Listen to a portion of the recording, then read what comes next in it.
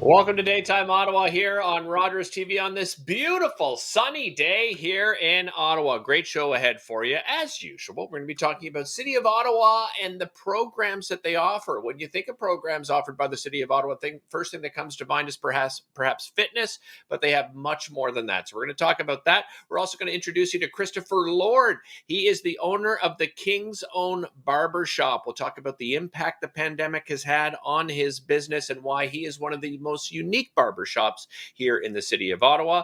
And Somersault Events, one of Eastern Ontario's, well, I shouldn't say one of, Eastern Ontario's largest multi-sport event series. Adam is here. He's going to be talking about the fact that they're putting on their first event since COVID began. But first, we're going to start off with a group, an organization that is giving back to our community, and that is the Ottawa Kosher Soup Registry. I'm joined by Aviva Rotenberg. Aviva, welcome to the show. Great to have you here, and congratulations. What a great success story. Let's first of all, Aviva, talk about the inspiration behind this. Tell me what inspired you. Sure, thanks for having me. Well, it's an idea that we've been talking about for a little while. My husband and I had been chatting about the idea, and he'd been talking to some of his colleagues.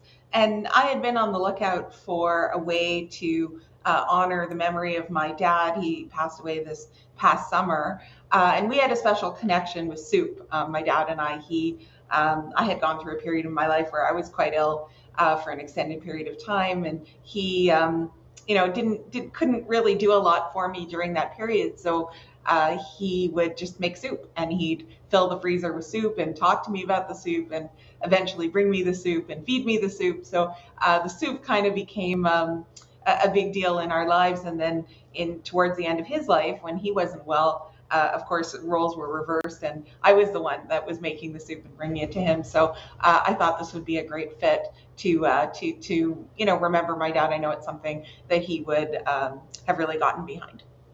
What a great story. Oh my goodness. That just fills people's hearts listening to that story. And my condolences, by the way, on the loss of your father.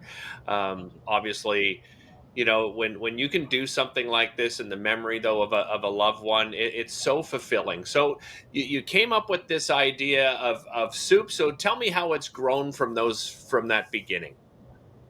Sure. Well, the time when we were really sort of getting serious about this idea was around the winter break, and there were just so many people who seemed unwell. The COVID wave had really just kicked off, and there was a lot of people down with the flu and all kinds of things, and people were just not in great shape. And so we thought, if we're going to do this, now's a great time. And so I head up a Facebook group called Kosher Foodies.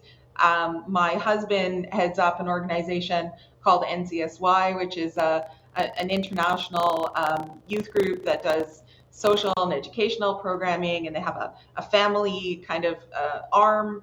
And our local synagogue congregation, Beit Tikva, the three sort of organizations, we decided to kind of join together and strike up the soup registry. And I'm not going to say that we thought it through so well necessarily because we were anxious to get it going. But there was a real willingness to do kind of whatever was necessary to make it happen. So my husband Dave and I partnered with the rabbi at congregation Beit Tikva and his wife Adina, who actually works for my husband. So there was a lot of great synchronicity to make it happen.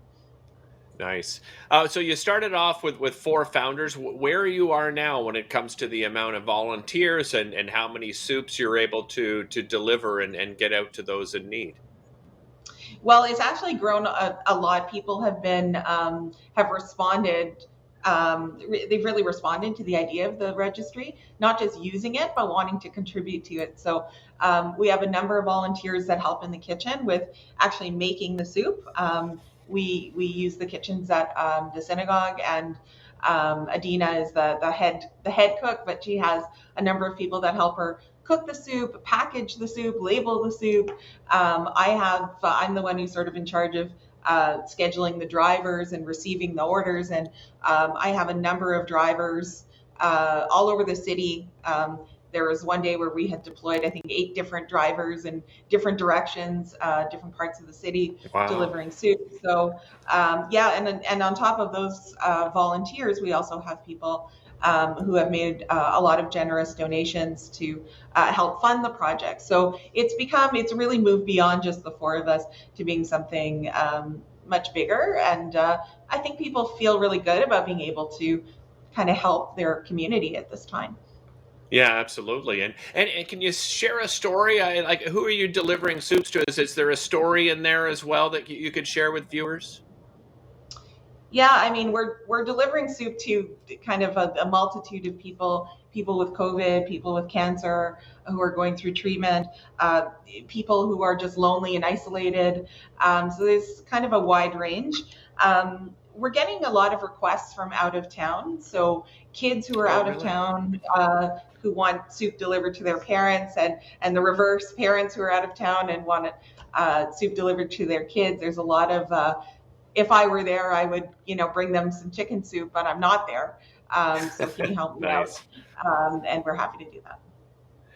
How can people help? Whether it's donations or volunteering their time, what's the best way to do that? Um, so we're not kind of publicly out there asking for donations or anything like that. Okay. Joining the Facebook group Ottawa Kosher Foodies is a great way to learn more. We have more information there.